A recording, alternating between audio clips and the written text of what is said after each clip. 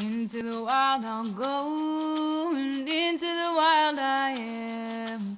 It's been a while, freedom child, since I left my roots back home. Into the wild I'll go, and into the wild I am. It's been a while, freedom child, since I left my roots back home. Welcome to the Freebirth Society podcast. This is a radical space for women who are ready to celebrate their autonomous choices in birth, motherhood, and beyond. Together, we'll learn about wild birth through personal narrative, we'll explore the politics of birth, and we'll analyze everything that relates to our lives as women from a feminist perspective. Here's your host, Emily Saldea. It's been a while, freedom child, since I left my roots back home.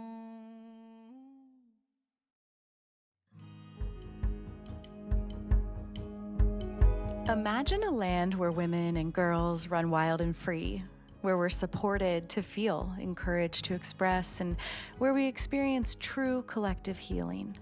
A place where we can play, laugh, and howl under the moon.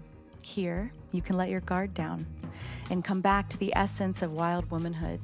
Your nervous system finally able to relax in the total absence of men and the total presence of sisterhood. Women call this the magic place. And as female-only spaces continue to dwindle, securing land of my own for women's festivals has been a lifelong dream come to fruition.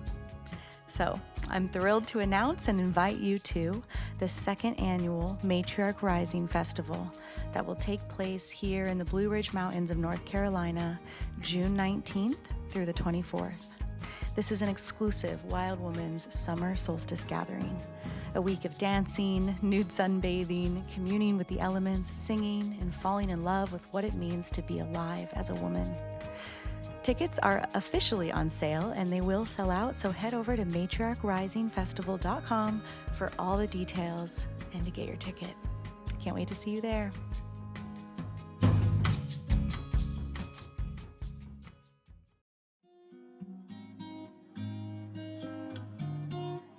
Today, Shayoon tells us the stories of the births of her two sons, her first in Ibiza, Spain, with a male doctor in her home, and her second, a free birth in Bali. In this episode, Shayoon speaks of her experiences with typhoid during pregnancy, the healing powers of plant medicine, consistently clearing fear and stress from her birthing space, and how she experienced complete healing in her maternal line through remaining true to trusting in her body.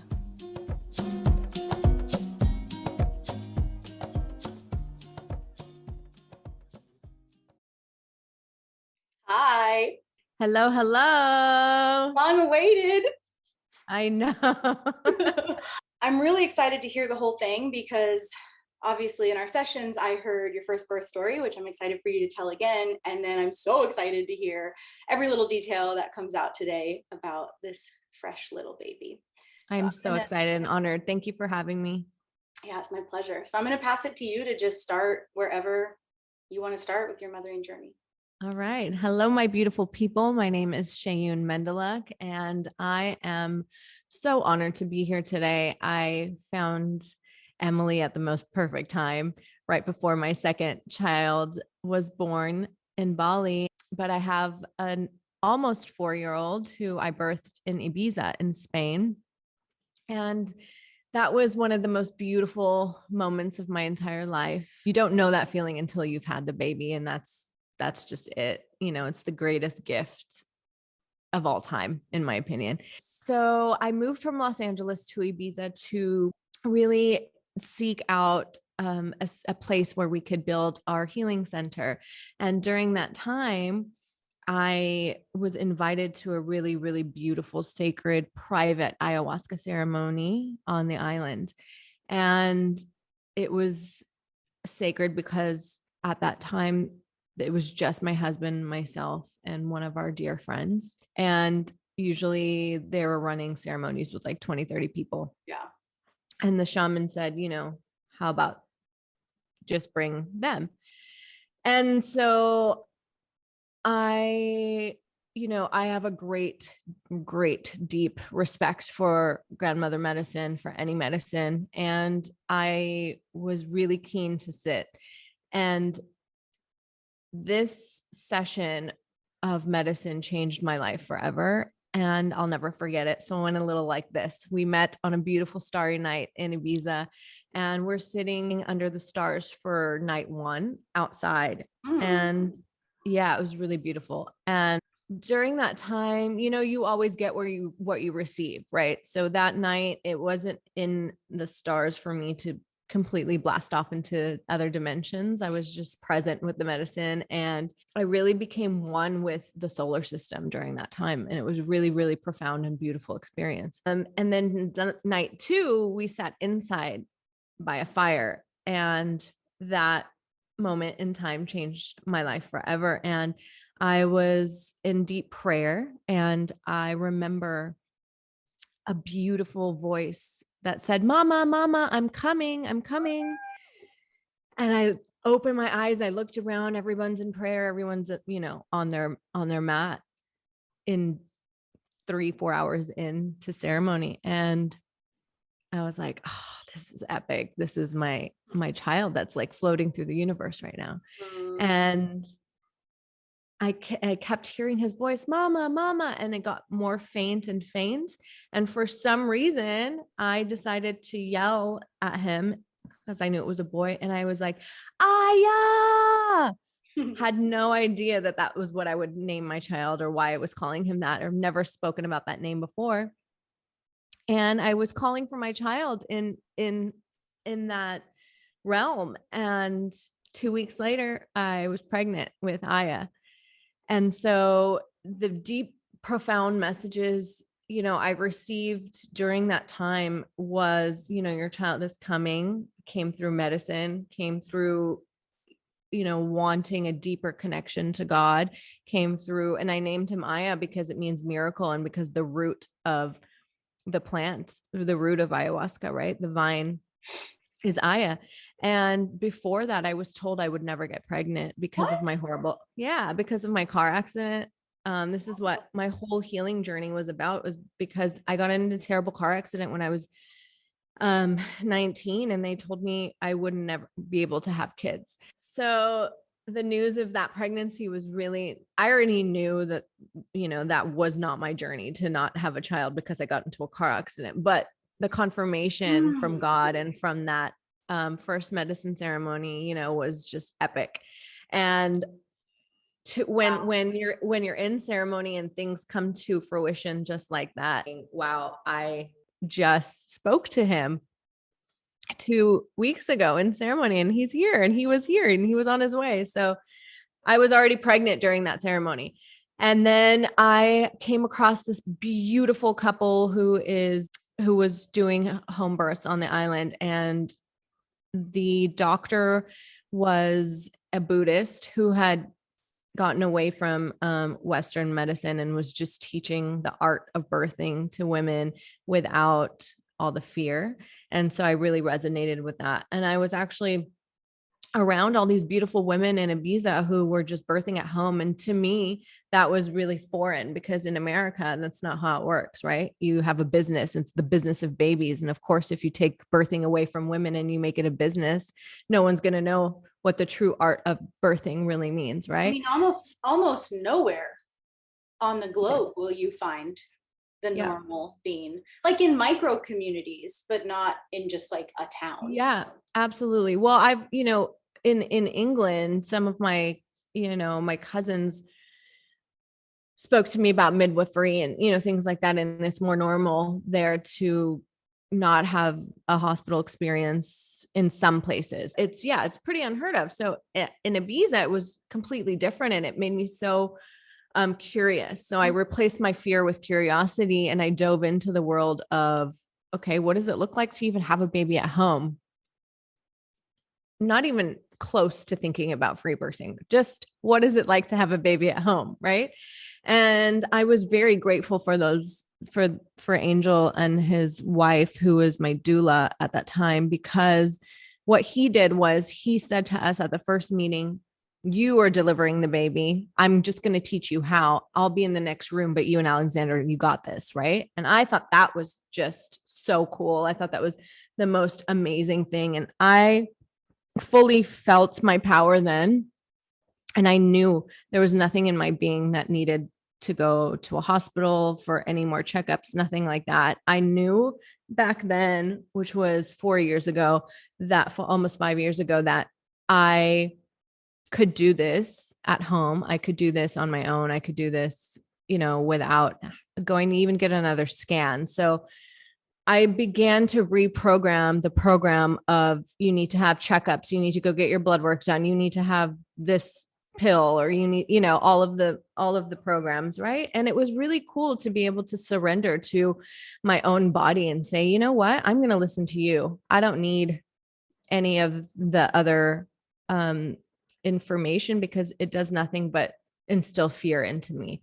So Alexander and I trained with him, and it was really beautiful. And we did a lot of holistic healing during that time as well. That prepped me for the birth. And through that process, I learned what lotus birthing was. And I learned about, the consumption of your placenta. And I learned about things I would never have learned about before. I just fell in love with birthing, and to have a strong partner and to have a partner who supports your every move was really important for me too. So that was really beautiful to see him come into his warrior mode of, okay, we got this. How are we going to do this? So on a beautiful winter night in Ibiza, my water broke, and the plan was a water birth. And so I had everything set up, my tub, all of that, but my boys don't come in water. So my water broke, and I went from 0 to 60. I had no time in between, just straight excruciating contractions. Like no break. I hear people that are like, we danced and we watched a movie, and I'm like, how did that even happen? Mine goes from 0 to 60, and it's like full portal. Let's go, Yeah. And I fell into the trance, and Alexander jokes because I'm not an omer, and I was literally oming my way through, just all of these ancestral sounds and primal, ways click in, and you're just in your, how it is, you're just in your trance. And I went, Emily, from door to door, like shower to floor to tub, only for the doctor to say maybe 12, 13, 14 hours in, you're not even 4 inches. Like you have not dilated. You're like this big, just wait, and I'm like, I can't do this. It's so hard. Like what do you mean? And I'm thinking I'm, one more push and we're going to get there, And so the surrendering was the most important fact of that life. Of course, in that moment for me. I mean, I was in different lives. I was doing past life clearings. I was seeing things that I would, like in ceremony, you see so many different pathways. And so I was just like, okay. And so I remember I went to my bedroom, and I told Alexander, I was like, I feel like this is going to take a really long time, but I'm not going to go to the hospital ever or anywhere else, because they told me at that point, 17 hours in, that he had gone to the bathroom, and I have an hour, the baby had gone to the bathroom inside. So I have about an hour to birth at home, or we're going to have to go to the hospital, which I know how you feel about that. And so it's utter and complete nonsense. And it's just, it's the doctor's misunderstanding, projected fear of meconium. I mean, I know what it is, that's not real, but that's scary as hell to hear. Yeah. And it's the last thing you want to hear when you feel like you're almost done. So he looked at me and he said, okay, you're not dilating. I'm going to need to cut you open. What? Yeah. So rewind. I just told you I had the most epic experience with him. Right. And then during my labor, during my birth, all this information. So I was like, I looked at him and I said, cut me. I'm not leaving to go to the hospital. I'm not going to the hospital. I don't care. There's no way. I don't care. And it was going to be a raw cut. And then Alexander looked at me and he was like, you can do this. Just push one more time. Like, we got this. Come on. And in that moment, I felt my power regain. I mean, I was pretty weak. I started the night before and it's already, the sun was setting. And I was like, okay, you know what? Yeah, I fucking got this. Let's go. I'm not going to the hospital and you're not going to cut me. So we prayed, we did it. And I had that one last push and Alexander grabbed the baby and pulled him out. And then the doctor's like, no pulse, no pulse. And I'm like, Jesus. And the cord was wrapped around. He unwrapped the cord and, was pulsing the cord. And then immediately put him back on top of me. And as soon as he was on top of me, he started to giggle, not laugh. And it was like the best moment of my life. And I was like, oh my gosh.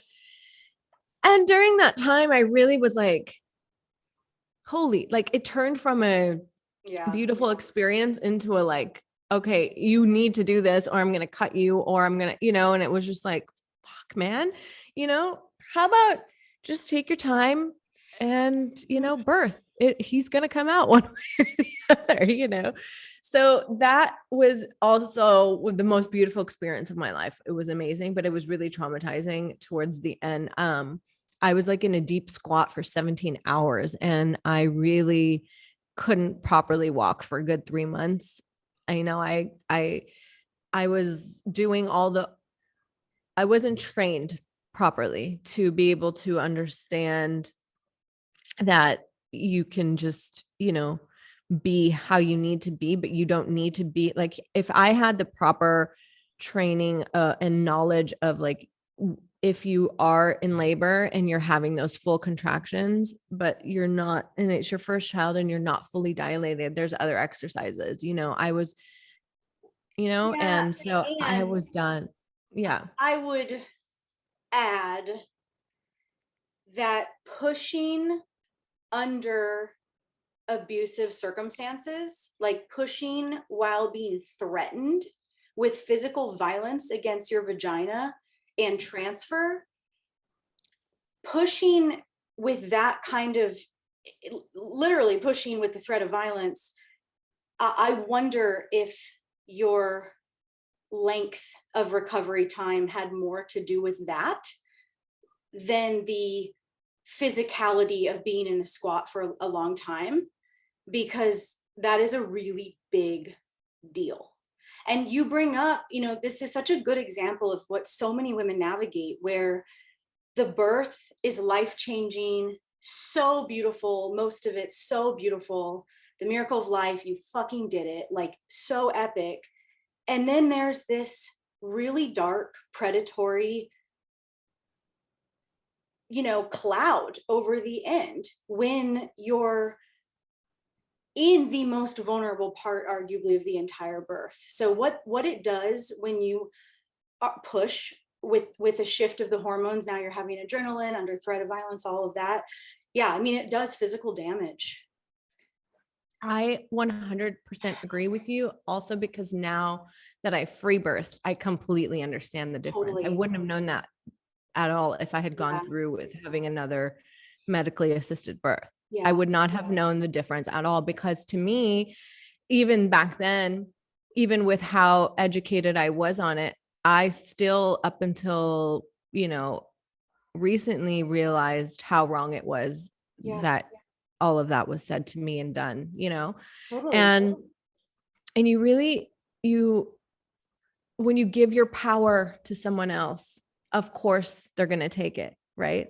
And when you hold your own power within yourself, you don't stand for anything like that, which is what free birthing to me is all about, right? Totally. And so I gave my power to a doctor and said, hey, be here. I need your help. I don't know what I'm doing, which was complete. Well, I agree for the most part. And also I would add, if you're doing that within a power dynamic, and particularly a doctor, that's like predatory in nature, obstetrics is rooted in the torture of women and children. And so when I think about, I attend births, and women try to outsource their power to me all the time. And I don't take it. And I have a really strong discipline of how to not do that, and how to go, and send it back. And so, I think that an unconscious fear-mongering egomaniac is going to go, "Oh, thank you." But like an authentic midwife would, I hope, know how to play with that, right? But I hear you and I agree. I mean, that's ultimately like what the peak definition of free birth really is wanting to explore what no outsourcing can be like, right? Yeah. And the common denominator between my doctor at that time and my medical team here during my second birth was they were completely living in fear, Right. and they projected that into both of my births. And my first birth, right before birth, the midwife and doula told me about this horrific death that they just had during their care. And I was like, so inappropriate.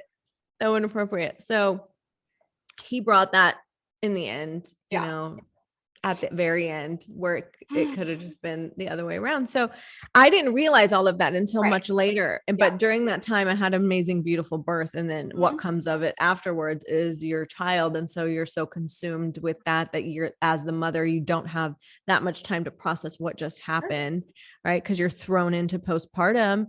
And so that was the story of my firstborn. I really appreciate you bringing up the ability to critique it and reflect on it in a different way now that you've walked a different path, because that is something that is sometimes kind of hard to articulate to women who haven't experienced what we're talking about. And so there can also be a lot of grief. And I think it requires a tremendous amount of courage to look at what was protected as this like perfect birth and have the courage to go, "Oh shit, actually there are pieces of it that weren't cool, or there was damage or sabotage." And that takes so much courage. And then my hope is that the more women share these kind of stories, we stop accepting crumbs. And then when you are in postpartum, when other women are in postpartum, they have women around them to quickly, like we're re-normalizing, we're a new caliber, with these conversations. Absolutely. And also, during that time when you don't have many options available to you, especially if it's your first time as well, you sort of take what you can get, just so you like, that's what I did. So I didn't have to go to a hospital.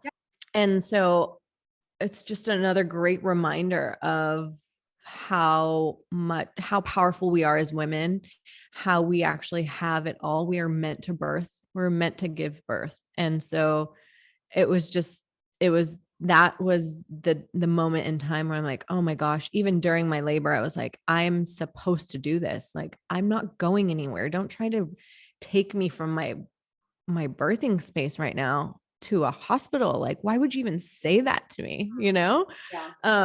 So there was so much I learned, so much I would change, so much I did change. Yeah, exactly. Okay, so then you wind up in Bali. I wind up in Bali on accident. Mine. I tried to leave. Trust me. I wanted to leave. Every time I tried to leave, I couldn't leave. We came in 2020 for Aya's second birthday. He was still almost 1, from Ibiza, just for a 2-week vacation, and the pandemic hit. And then we got locked down in Bali. Our whole entire life in Ibiza, house, office, the Light Force Center shop, my husband's digital agency, our dog, everything. Okay. That we chose, like, I chose Ibiza as my life place. Whoa. Moved from LA, to Ibiza. Like, this was my dream come true. And then pandemic hits. We can't get back into Spain. No American citizens allowed into Europe. resident card expires. You can't renew your resident card of Spain unless you're in there and you go to court. And we were just like, what the fuck? Like, we completely got stuck here. Whoa. And now I say we were completely blessed here, but our whole life was just turned upside down. And we were like, what the fuck are we going to do now? And so we turned it all around. And because of the pandemic, we created the most beautiful program for healing. And so we decided to stay here while it all kind of blew over. You know, Spain is really harsh in terms of like government and what you can and can't do. Everything's a hard no. So we're here now fully. Our stuff is actually on the way back from Ibiza to Bali. And so that's how I want to live my life, with everything with a yes. You know, everything's come to fruition here. We've been completely blessed. This island is just like in service for our, you know, growth and expansion. We are building the Light Force Center here. We have so much beauty and everything around us. And we got pregnant here again. Wow. So I got pregnant last year around Christmas time. I found out I was pregnant with our second boy, and I immediately was like, okay, I need to go get a scan. And then I was like, do I need to get a scan? And so I'm in a third world country. It's really harsh here on in terms of like getting sick. You know, you can get dengue, you can get malaria. So I was like really careful for the first few weeks until I decided, okay, you know what, I'm just going to go get checked, because intuitively I just wanted to make sure everything was okay. And at that point we still were like, are we staying? Are we going?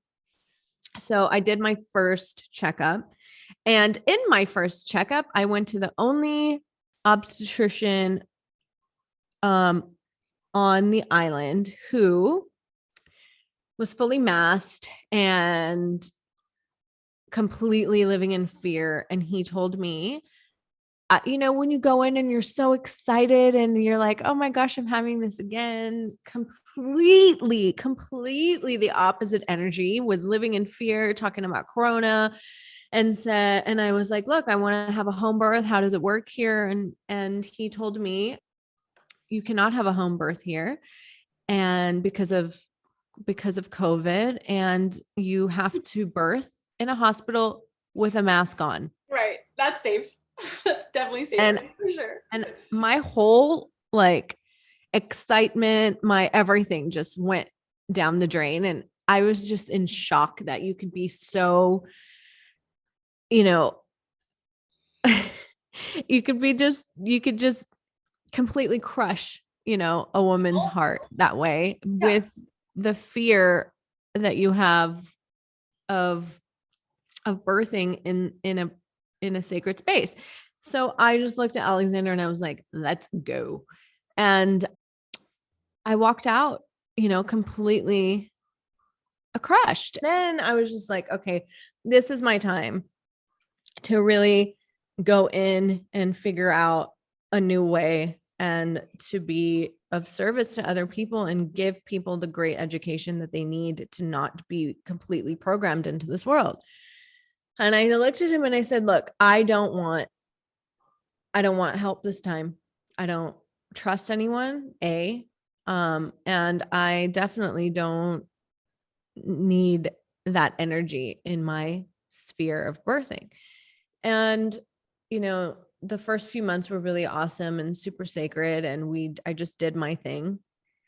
And then I went to Sumba, which is like this gorgeous island right next to Bali, for our baby moon. And it was just stunning. Right before I went to Sumba, I got typhoid, really bad, acute typhoid, salmonella poisoning while pregnant. And so I had to go check and see what was going on because I really needed help. It was terrible. It was like the word I never wish upon anyone. Sent me into contractions at 6 months. What did they do? And they really did help me. I did some Chinese herbs. I did acupuncture. I did all the natural stuff, but I needed to check the heartbeat quite often because, I mean, Emily, it was the worst pain it was like labor pains mixed with throwing up and diarrhea at the same time for 3 days in a row. It's the worst.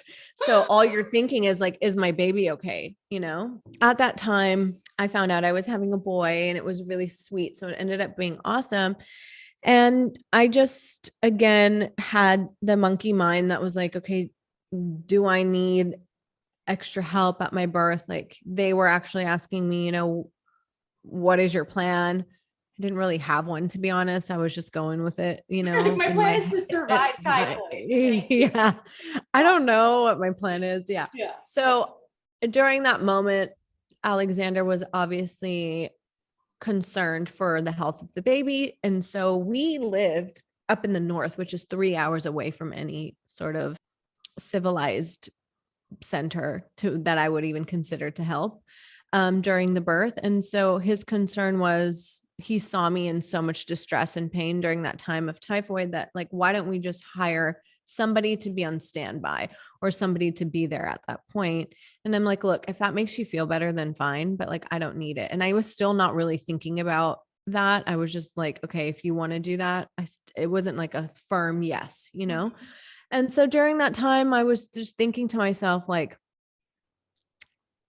what does that entail? Who gets to come to be there? Right. Last time my mom was there. And so I'm like, okay, here I have to think about these things again. I can't just like pretend like I'm creeping up on like 7 months now, you know? So I also assume that part of you saying yes to him, and correct me if I'm wrong, but it sounds like you had a really like positive experience of how they cared for you in the clinic. And if those are also midwives, you know, that makes sense to me that you now have like created a connection point of people. Emily, that's a very, very beautiful point. I attribute the way that I got help quickly and fast because they took me in, and I had such an affinity for this place and these people. It was an easy yes, I assume. Good point. It was a beautiful yes. And that's exactly why I was like, all right, you know what? If that makes you feel better as well, then they're making me feel better right now. And that is the support I needed in the moment. Yes, let's do it. So that was one of the visits. Then I go to Sumba, get typhoid again. Terrible, terrible experience. I come back and I go straight to that same clinic. They help me again. Everything natural. You won't believe me. I got it a third time in Bali. And so at this point, I'm like, fuck, man, I literally can't eat anything without getting sick. Like, it's from food. Yeah. Okay. The first one was fecal, meaning somebody touched something or I touched something that had shit on it. And it was the worst. And then after the third time I was done, I was so exhausted, and I just was like, and at this point, I think it had a lot to do with everybody started to worry about me a lot more than, you know, they had the right to, of course, because it was like, okay, you've had 3 really life or death situations. They kept saying, you know, with acute salmonella, it could really cause damage to the fetus, right? And I'm not an antibiotic, or I'm not into taking anything like that. And so there's only so many herbs that can help quickly, right? At this point, they're like, you just need to constantly, you know, monitor the heartbeat and whatnot. Just make sure the baby's heart is in the right condition. After that, you know, my medicine is ayahuasca always. And so I left the island to go sit in ceremony. Whoa, that is courageous after all that puking. Yeah, I left Bali so that I could go and sit. Just Alexander and myself. And I had the most profound, and at this point I was 7 months pregnant. And I had the most profound, godly experience that I could imagine to exist. The most beautiful, clairvoyant. It was just the biggest dream come true. And what happened was my son, whose name is Isa, who was inside of me at that time, came out in front of me during ceremony, and he had, you know, the feathers and the Shipibo tribe feathers, and the shaman was above him in presence, and they were helping me clear ancestral women lineage trauma from the past 100 years. I saw every single woman that was related to me for 100 years in 5 minutes. I cleared all of it. And I'll tell you why this is relevant later. And I saw his soul, and I spoke to him, and he was clearing his mother out so that she could have an amazing birth. And it was, Emily, it was the most beautiful, and Alexander's experience the same. And I come back to Bali just full power, just like nothing. You know how it is, you know, everything is in complete flow. When you sit with medicine, grandmother medicine like that, and you get messages from God, like you go and you deliver, right? You go and you make those messages come to life. And so I was back on fire. Everything was epic and beautiful. And then my in-laws get COVID, who live next door, who lived 5-minute boat ride. Yes. And they moved to Bali to be close to us. Aww. And so at this point now, I am 8.5 months pregnant. So the stress of that was unimaginable, and it gets worse and worse. And they are now both hospitalized. They are on ventilators. Alexander's mom unfortunately passes away 2 weeks before I'm set to, you know, maybe give birth. And that in itself was another really challenging time during a pregnancy, because I never, during my first birth, during my first pregnancy, everything was perfect in my world, you know. There was no challenges, and I was blessed to be able to just have like the nicest pregnancy. This one completely different, like everything that could go wrong. Yeah. Bam, bam, bam, bam. So, and all the while towards that in last trimester, are you doing prenatal visits now with midwives on the island? No, done. It was, I was only checked when I went in for typhoid. Gotcha. So you didn't like hire a midwife? I did for the birth. But not for any pregnancy? No. Stuff. Gotcha. I only went in because I got typhoid. You hire midwives from the clinic to provide attendance should you want it, kind of thing? Provide it, to be present for my birth. Yeah. And yeah, to come to the north and have a home birth. Gotcha. Yeah. Okay, I'm with you. Yeah. And so after my mother-in-law passes away, it was just a crazy, crazy time, because the fear in the air that was around. I mean, every hospital was full. Everyone was dying. We were watching people come out on stretchers when they were at the hospital. Oh, it was the craziest time. Alexander's father survives, gets out of the hospital, goes home for a week, decides to have a heart attack. 2 weeks after his mom passes away, is back in the hospital. All in all, we're trying to save everyone's lives and be present for this birth. So during that time, I was very vocal to my team about what was going on. And mind you, we're healers. We've created one of the most incredible programs in the entire world that helps you with anything within a short amount of time. So people were surprised at how okay we were, because we are individuals who can manage their emotions and we can clear really quickly. So my team told me what I should be feeling like. The midwife. Yeah. Yeah. You must be under so much stress. You are under so much stress. I can't imagine what you guys are going through. You should reconsider your plan and come to this city. Just all fear.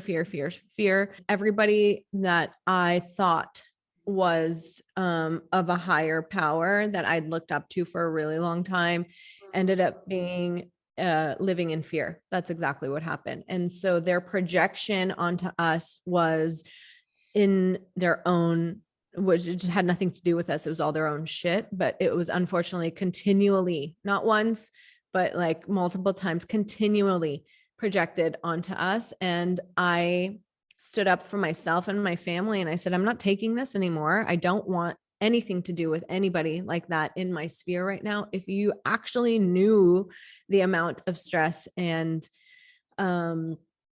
suffering that I don't have, I actually don't feel the way you want me to feel, I don't have any of that. And I'd like to keep it like that.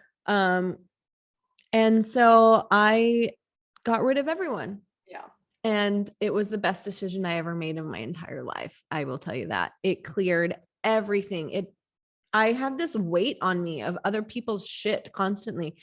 That midwife would even call me and tell me, oh my God, this person just died from COVID. Oh my God, this and that. And I'm like, what the fuck is wrong with you people? I'm about to give birth. How are you doing? How can I support you? It was crazy. And so we made the best decision to go inward. How we know, we had the best, most beautiful time in between getting rid of everyone to preparing for the birth. And people project their own fears onto you in hopes that you will give in, and we didn't. And I would not allow an ounce of that around my birthing space ever. And never will I ever again, after especially what happened the first time. On top of that, I was being harassed. I mean, I got emails, I got things that you don't want to see from your team when you're pregnant at that point. So I was just done. And I was like, look, we're doing this on our own. And he was like, yes, let's go for it. And so I did a little online work, and someone named Emily popped up into my sphere, and I made, I think, an appointment, or I stalked you, I think, for a little bit. And I'm like, let's check your DMs, please. I need to speak to you. And I became fascinated with the society because I never knew that there was really anything like that out there. And so I watched probably every video that you have ever posted. I made an appointment, and I am so happy that I did, because I just needed one person, who was you, to say, hey, I understand what you're going through. I have a whole thing built around this, exactly. Here's the support you need. And that's what I need. I just needed that. We only talked once. Mm-hmm. And from that point on, I literally had the most courage, the most power, the most knowing, the most, that inner yes, that's just like, I can do this fully with nobody around. And that's what I said. I said, I will birth anywhere, under a tree, whatever. I'm not going to let anybody else into that space.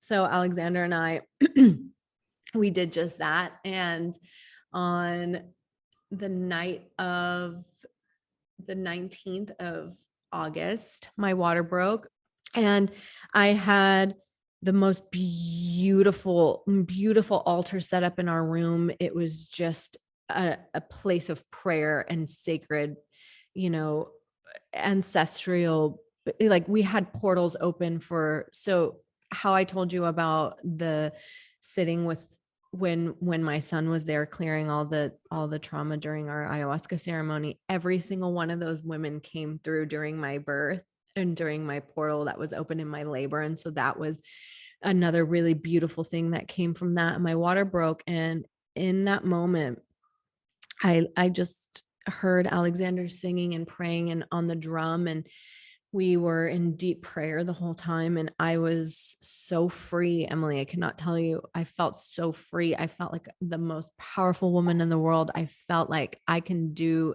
anything. And we did it. We absolutely did just that. And it was 4 hours in, and I just made it back to my bed after being in the shower for a few minutes. And Alexander said, he's right there. I can see him. Are you ready? Like, yes, I'm so ready. And I turned into a lion, and I was roaring for my ancestors, for my child, for everything that had gone on in that year, for all the women, I was just in complete gratitude and in complete, surrender for everyone. And I just felt the lineage of all the women in the world. And I birthed my baby boy right there with Alexander, completely free. It was epic. And he was posterior, and his cord was wrapped around, and Alexander just gently pulled him out, unwrapped it, set him on me, and he started crying, and we all started crying, and we're like, we did it! Like, oh my God, we did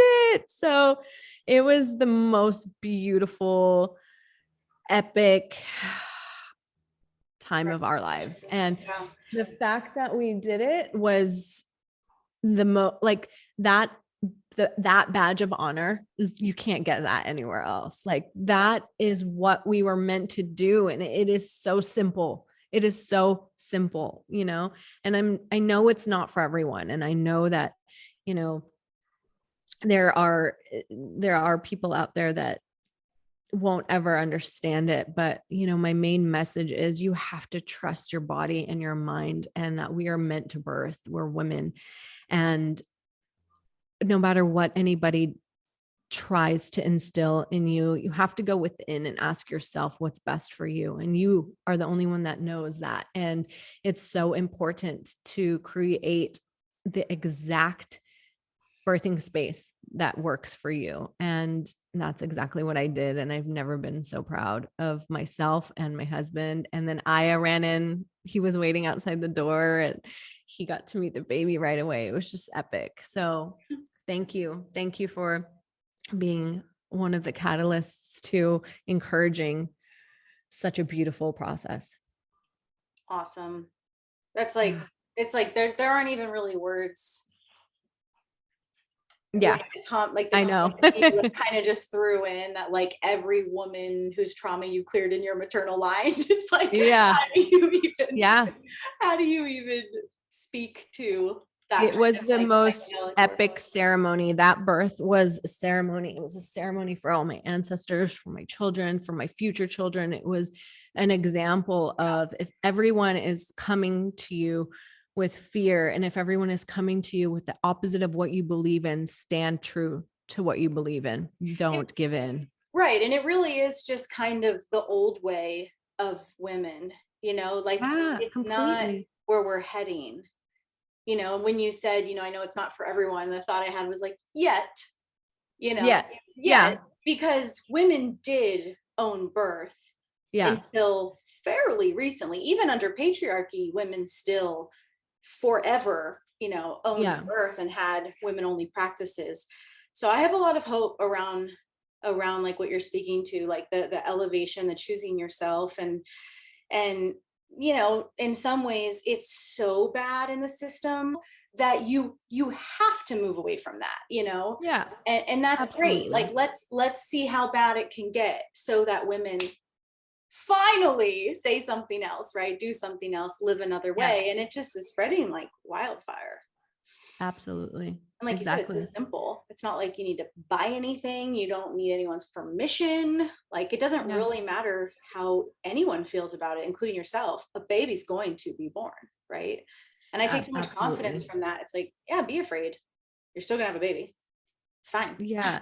And I you think about, all the other women that are like, well, what if something's wrong with me? Or what if I have a pre-existing condition? Or what if there's a condition that I didn't find out about, and blah, blah, blah. So that's what I mean when I say that it takes a certain type of woman to do this.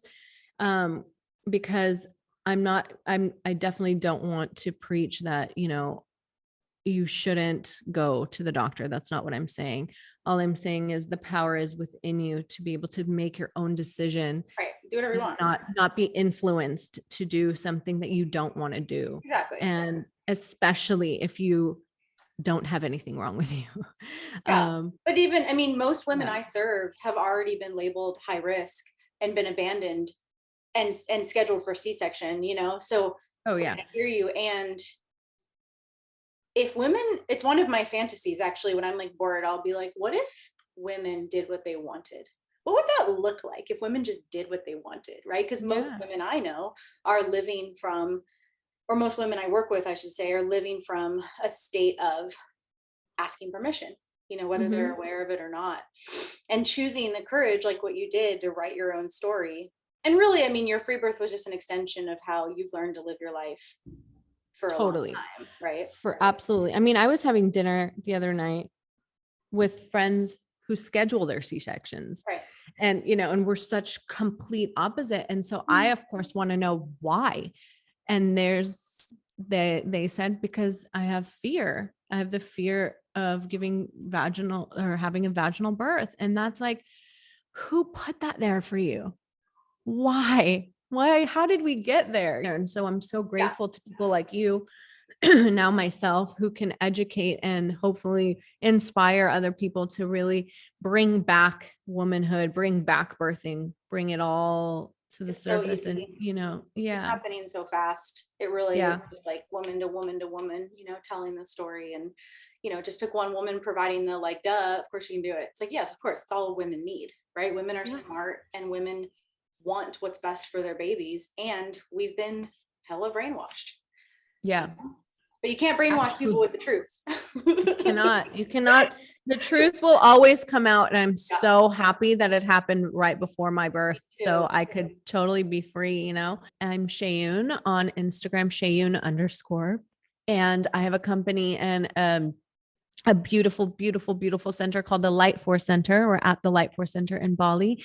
You can click the link in my bio on Instagram at Shayoon_, and you can join there for free. We have such beautiful meditations and morning rituals available to anybody who just comes into the community. We have a private community, so we have people joining from all over the world that you can speak to, uncensored, completely. And we have different programs for everyone. So we'd love to see all of you in there. If you want to get a hold of me and DM me, that's awesome as well. I'm happy to help in any way. I'm here to serve. All right. Thank you for your time. Thank you. Thank you so much for everything. You're so welcome. And that's it for today, my sisters. Check out everything we do, including one-on-one and group coaching, learn about our private membership, in-person retreats, and more on freebirthsociety.com. Our online courses are on freebirthsocietycourses.com, including our flagship course, The Complete Guide to Free Birth. Don't miss the Radical Birthkeeper School if you're ready to become the authentic midwife that women are searching for. Together we rise, and the revolution starts inside each of us.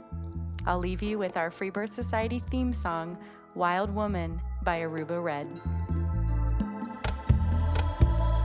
I honor you for the wisdom you held, the ancient traditions of plant medicine and womb magic. I feel the spirit of the ancestors as I place my hands upon my belly. This sacred portal will be honored. Eons upon light beams of survival, withstanding the eradication of our power by design. I will not allow the separation of our young to be forced upon me. My sisters will no longer birth in captivity. The picket line redefined from burning our wild women to paralyzing us and drugging our babes. Strapped down in a clinical white bed, drying up the milk from our breasts. Keep your needles. My family will never again be doomed to chase those dragons or your poison. We reject your fear. We choose love. Everything with intention. Death, ascension. I will fly and bring her back from the stars. Conscious